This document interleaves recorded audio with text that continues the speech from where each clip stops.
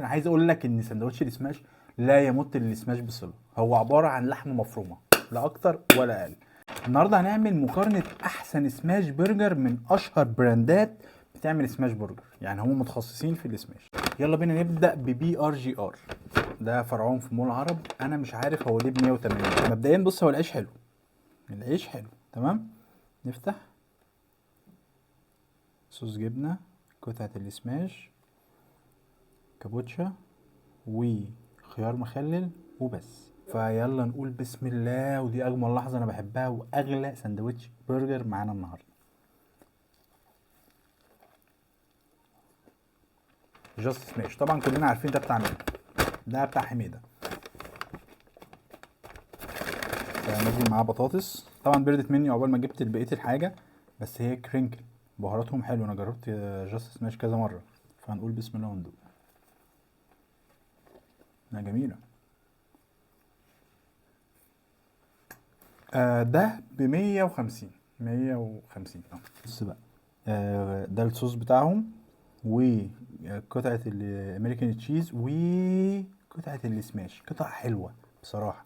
وتحت خيار مخلل. تمام.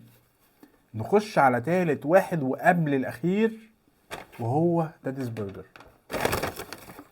ساندوتش بس، معهوش بطاطس، معهوش اي حاجة، ب 145 جنيه.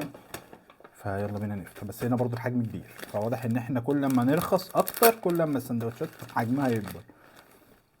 واو، حلو قوي، حلو قوي. قطعة امريكان تشيز برضو، السماش، وكابوتشا، وخيار مخلل. هو الكلاسيك بتاعهم بسيط جدا، مفيهوش افتكاسات بصراحة.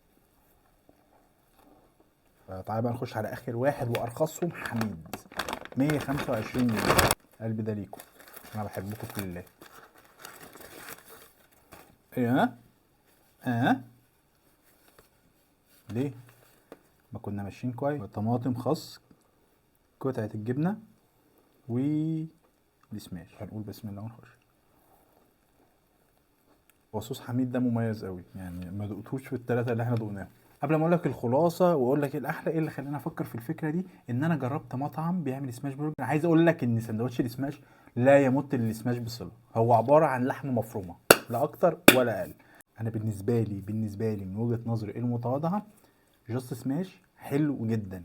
فكره ان هو بيقدم لك بطاطس مع الساندوتش، حجم الساندوتش حلو، طعم اللحمه نفسها كمان لذيذ. تاني واحد واللي اتفاجئت منه حميد، ارخصهم 125 جنيه. بس هو يعني سندوتش كده تحبه.